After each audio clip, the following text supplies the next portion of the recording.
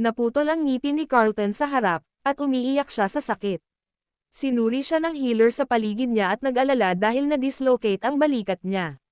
Tinitingnan ni Raymond ang lahat ng ito mula sa malayo, at alam niyang hindi gagana ang paggaling sa dislokasyon ng balikat.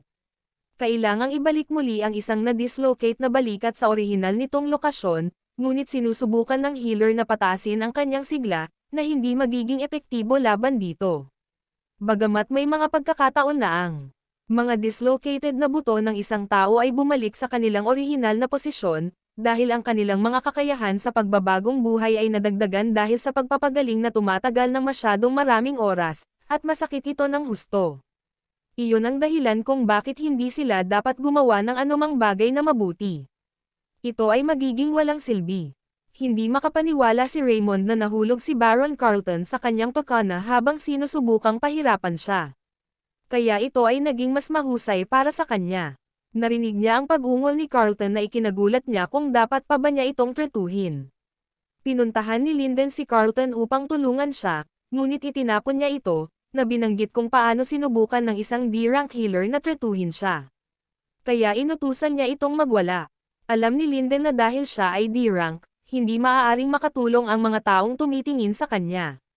Samantala, si Raymond ay nangangailangan ng higit na pagganyak upang gamutin siya, ngunit hindi niya dapat piliin ang kanyang mga pasyente, at tinanong niya ang mga ito kung dapat niyang subukang gamutin siya.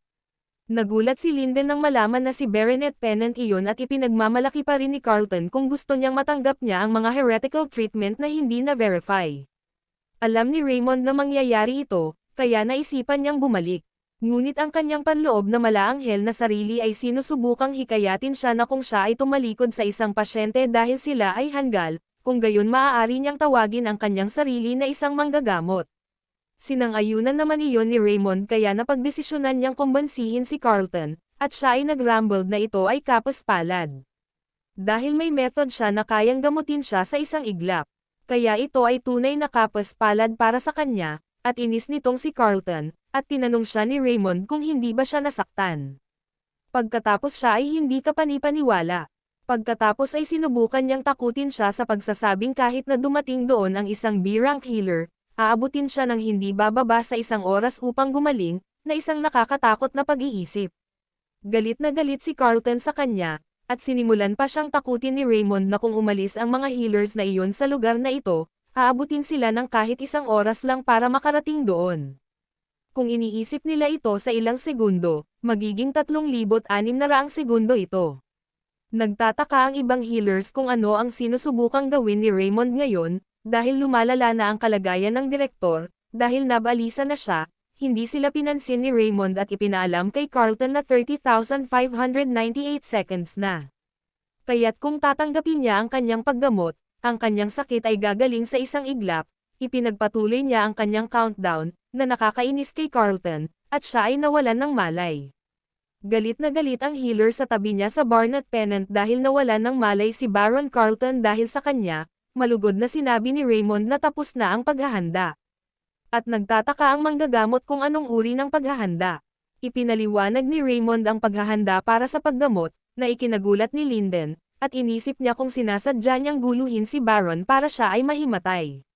Pinuntahan ni Raymond ang Baron at hinawakan ang braso niya, saka inikat ang balikat niya ng 30 degrees, nilock ito, at pagkatapos niyang mahawakan ng mabuti ang balikat niya, inikat niya ito sa counterclockwise na direksyon na ginawa, dahil ito ang teknik na gumamit ng spinal traction upang gamutin ang dislokasyon, na kilala rin bilang Anshin method. Ipinaalam niya sa kanila na kailangan lang ihatid ang direktor sa pinakamalapit na klinik para makapagpahinga at gumaling.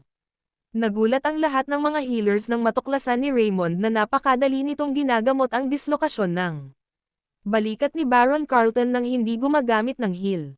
Nagulat din si Linden dahil ginamo ni Raymond ang dislokasyon ng balikat, na kadalasan ay maaari lamang gamutin ng isang B-rank o mas mataas na healer. Pero ang mas nakakagulat ay agad niya itong ginamo nang hindi gumagamit ng heal, kaya ayaw niyang pabayaan ang ganoong magandang pagkakataon.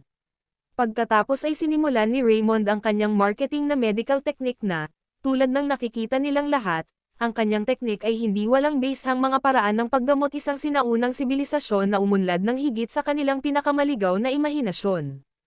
Ito ang traditional treatment technique na kanilang ginamit. Ang nakita lang nila ay ang dulo ng iceberg ng medical technique. Kaya kung hindi sila naniniwala sa kanya, maaari silang pumunta sa kanyang Pennant at clinic anumang oras. Naisip ni Linden na kung pupunta siya sa Pennant Clinic, maaari rin siyang maging mas may kakayahang magpagamot ng mga komplikadong pasyente. Samantala, ang taong namamahala sa araling ito, kasama si Carlton, ay nagpahayag na doon natapos ang sapilitang aralin. Ibinukod nila ang huling aralin at nagpasya na suriin ang lahat ng mga ito batay sa pangkalahatang resulta ng isa pang pagsusulit. Natuwa si Raymond, dahil napagdesisyonan ang top scorer ng compulsory lesson. Pagkatapos, sa Pennant Clinic, ipinakita nila ang isang malaking poster ni Raymond Pennant, na siyang bagong Healers Compulsory Lesson top scorer. Samantala, inabisuhan si Raymond na natapos niya ang compulsory lesson sa top score, kaya nakakuha siya ng bonus level at 15 skills points. Ang mga benepisyong natamo niya ay ang kanyang reputasyon sa mundo ng healer ay tumaas, at ang ilan sa mga healers ay muling sinusuri ang kanilang impresyon sa medical technique. Nagpasalamat si Raymond kay Rowan Hansen sa pagpapakita ng sign na iyon, dahil sigurado siya na sa pamamagitan nito, mas marami ang magsasalita tungkol dito. Kasabay nito, may biglang pumasok sa clinic, at tinanong siya ng lalaking kasama ng isang ginang kung libre ba siya sa consultation dahil doon daw siya sa treatment.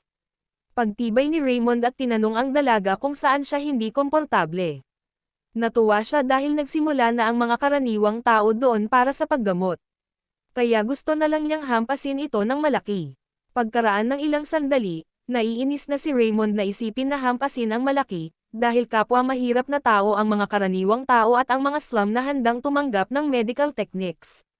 Kung mayroon silang kaunting pera, pagkatapos ay gagamitin nila ito para sa manggagamot sa halip na pumunta doon. Dahil doon, dumami ang utang niya, pero kakaiba, kahit dumarami ang utang niya, hindi siya hinabol. At iniisip niya kung hindi na mga demonyo ang mga loan company, ngunit tumanggi siya, dahil imposible iyon, at ipinapalagay na maaaring patabin siya bago nila kainin. Iniisip ni Raymond kung dapat ba niyang tanggihan ang mga taong walang pera para sa paggamot. Mula ngayon, inalis niya ang lahat ng iniisip na iyon at gusto niyang gamitin ito bilang kanyang huling escort, at iniisip niya kung may paraan ba siya upang mapataas ang kanyang reputasyon ng sabay-sabay. Samantala, sa Maple Clinic, tumingin ang lalaki kay Baron Carlton, ngumisi at tinanong ito kung paano niya gustong makitungo sila ni Raymond. Galit na galit si Carlton at nagtaka kung paano niya nang ahas na gawin iyon, at sinubukan niyang sirain si Raymond sa makatarungang paraan para walang makapintas sa kanyang ginawa. Inutusan ni Carlton ang kanyang tauhan na magpadala ng isang walang lunas na pasyente sa Pennant and Clinic, at pagkatapos nito, kumalat ang mga tsismis at sinabi sa mga tao na pinatay niya ang pasyente dahil sa maling paraan ng paggamot na ginamit niya. Samantala, sa Bay Street, nagmamadali ang isang ama patungo sa Pennant Clinic habang karga ang kanyang anak na may sakit. Isang oras ang nakalipas sa Maple Clinic, sinabi sa kanya ng healer na kung hindi niya kayang bayaran ang mga bayad sa paggamot, wala silang magagawa para tulungan siya. Hiniling sa kanya ng lalaki na kausapin si Lady Christine tungkol dito. At dumaan si Baron Carlton at nakita silang nagtatalo. Tinanong niya ang healer kung may problema. At laking gulat niya nang makita ang direktor, at may ibinulong ang lalaki sa kanyang tenga. Ginawa niya ang itinuro sa kanya, at ipinaalam niya sa lalaki na wala ang ginang na si Christine sa kasalukuyan, ngunit maaari siyang magrekomenda sa kanya ng isa pang healer kung gusto niya ito. Sa kasalukuyan, sa wakas ay malapit na siya sa klinik, at nag-aalala siyang tumingin sa kanyang anak, si Sam, at hiniling sa kanya na manatili doon sandali. Samantala, sa Pennant Clinic, tinuturuan ni Hansen si Linden at ipinaalam sa kanya na siya ang pangalawang disipulo ni Raymond, kaya hindi niya dapat kalimutan ang kanyang pagmamataas, paninindigan ni Linden at tumango nang naiintindihan niya ang ibig niyang sabihin. Si Linden ay isang D-rank healer na nagpasya na maging alagad ni Raymond pagkatapos makumplito ang pangunahing pagsasanay sa medikal, gusto niya o matuto ng medisina at magtagumpay. Itinuro sa kanya ni Hansen na buti na lang naging alagad siya ni Raymond. Dapat niyang bigyang pansin ang bawat kilos, at dapat niyang tandaan na ang kanyang isang aksyon ay maaaring magpabigat sa kanilang guro at ang kanilang guro ay nabubuhay para sa kanyang pasyente. Nag-alala si Linden dahil ang taong iyon na unang disipulo ni Raymond ay mukhang maayos, ngunit siya ay medyo nakakatakot. Hinawakan siya ni Hansen at ipinaalam sa kanya na titingnan niya kapag nagkaroon siya ng pagkakataon na obserbahan ang surgery, sa lalong madaling panahon na hindi siya nagmalabis. Masunuri na pinatunayan ni Linden na pakiramdam niya ay na-brainwash siya ng isang kulto, at iniisip niya kung dapat ba siyang tumakbo. Ngayon, bigla silang nagulat nang pumasok sa klinik ang lalaki kasama ang kanyang anak at hiniling na tulungan siya. Raymond, auscultates ang bata at napagtanto na ang kanyang kondisyon ay kritikal. Kaya kung dumating siya ng medyo maaga, iba na ang sitwasyon. Ngunit sa kasalukuyan ay nasa state of shock ang pasyente. Siya ay nag-aalala dahil ang pagsasagawa ng isang emergency na laparoscopy ay may mataas na panganib ng kamatayan, dahil ang klinik ay nangangailangan ng paunang bayad para sa paggamot, ang ama ng bata ay malamang na maghintay hanggang siya ay magkaroon ng pera. Gayunpaman, kung ang bata ay naiwan o ginagamot, ang posibilidad ng kamatayan ay mataas. Naalala niya kung paano yumoko ang ama ng pasyente sa kanya at ipinaliwanag na nang sabihin niya sa kanya na wala siyang pera para bayaran ang mga bayad sa paggamot, sinabihan siya ng Baron Carlton ng Maple Clinic na pumunta sa Pennant Inn Clinic. May hiniling siyang gawin kay Raymond at tiniyak niya na babayaran niya ang mga bayad sa paggamot sa lalong madaling panahon. May gustong subukan din si Raymond dahil ayaw niyang mamatay ang batang iyon, at na-trigger ang isang quest. Kailangan niyang gamutin ang bata dahil dumating ang isang pasyenteng may kritikal na sakit, at ang kanyang buhay ay nakabitin sa pamamagitan ng isang hibla, kaya dapat niyang gawin ang lahat upang mailigtas siya. Bilang reward, makakakuha siya ng bonus ng isang hindi inaasahang encuentro at 2 beses na level up na may 20th skills points. At nagtaka si Raymond kung ano ang hindi inaasahang pagtatagpo. Hindi nagtagal, pumasok si Rao sa silid dahil may gusto siyang kausapin, kung maaari.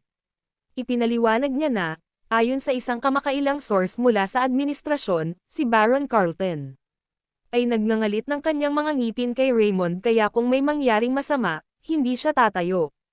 Alam ni Raymond na hindi ito walang basehang pag-aalala, dahil kakaiba ang katotohanang inirekomenda ni Baron Carlton ang kanyang klinik.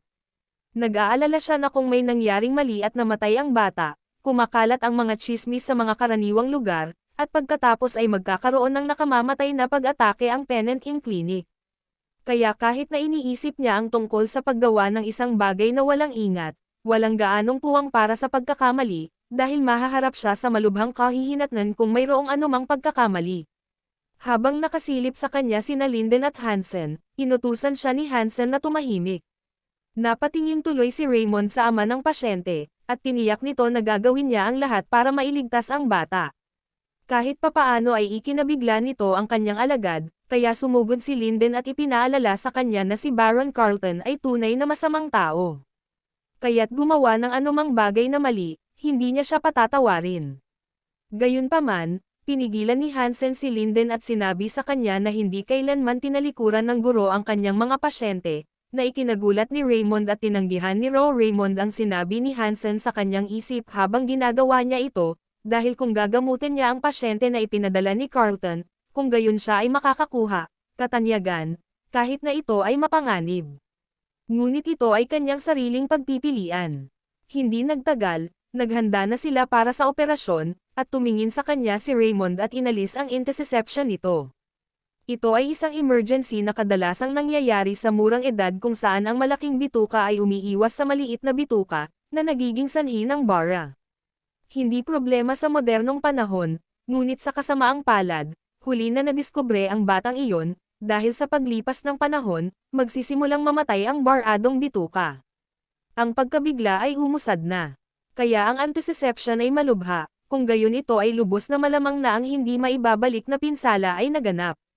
Gayunpaman, ang eksaktong kondisyon ay maaari lamang suriin sa pamamagitan ng pagbubukas ng tiyan, ngunit sa 70% ng mga kaso ng intussusception, ito ay nangyayari sa ibabang kanang tiyan at ang kikam.